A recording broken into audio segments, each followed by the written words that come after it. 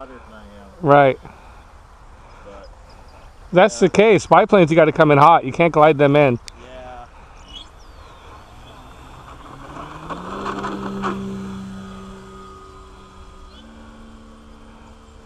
Nice.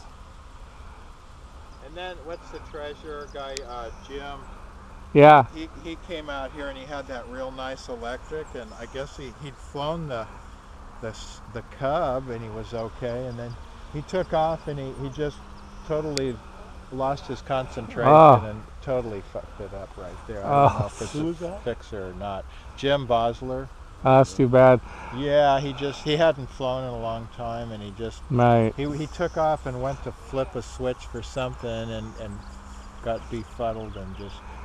Yeah, I was out here one day and poor Dobie was out here and he lost control of his T-28 and it went straight down onto the hangar over there. Oh That no. was not long ago. No, and then he whipped out his Cub and hit a low speed stall in a turn and things spun out of the air like a crack hoe and Yeah. it cracked it all up.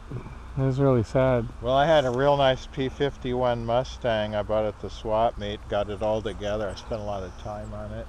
Yeah. With electric retracts. Oh, nice. I came out here and it flew so great, and the third flight I went up and I'm just coming right down in Right. close through here, Yeah. and I lost radio Oh. contact, and it just went right on in full Oh. bore pile of shit. Do you remember that giant scale P-47 I had?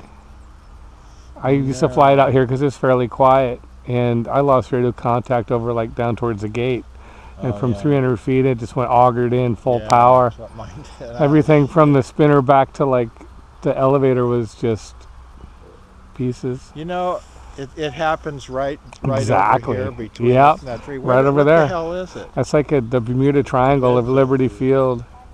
And then we plugged everything in, checked the battery. And it works, Everything's fine. right. So I put the receiver in this little foamy. You're flying Flies Spectrum, nice. right? Yeah. Yeah. And I'd flown the P-51 way the hell out there. I wasn't out for it. Right. Right. I think it's something you live with. Every once in a while, you're gonna just eat it Right.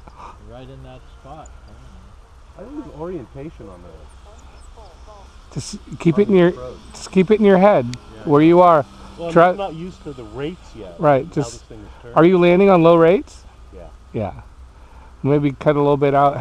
Try rates, landing rates, and No, medium. I'm fine. It's just learning the plane. You're doing great, man. No, It's beautiful. it's easy to fly. It's a great flyer. Look at that.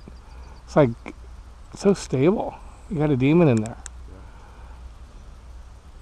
Thank God the sun's back. Oh, it feels so good. Time remaining 2 minutes. 2 whole minutes. This way I don't lose orientation when the sun is on the way. Right. It's hard when it's all blacked out. I was flying out at Skaggs and I was doing a Harrier over the tall hay over there.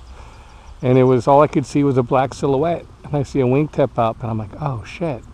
So I guessed and I guessed wrong. The next thing I was inverted.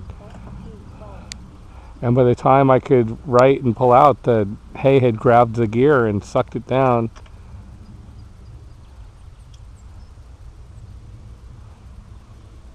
But it just cradled it. That's the beautiful thing about that now.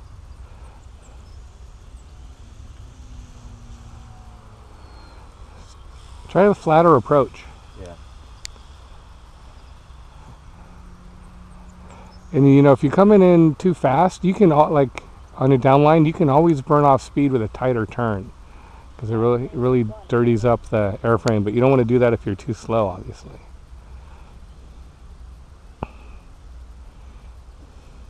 Like you should be at idle right now. Pretty much. Yeah. There you go. Just let it flatten out. Beautiful. Fucking A, dude. Sweet. Ah, grease. Nice one. Woo! Eddie and his new plane.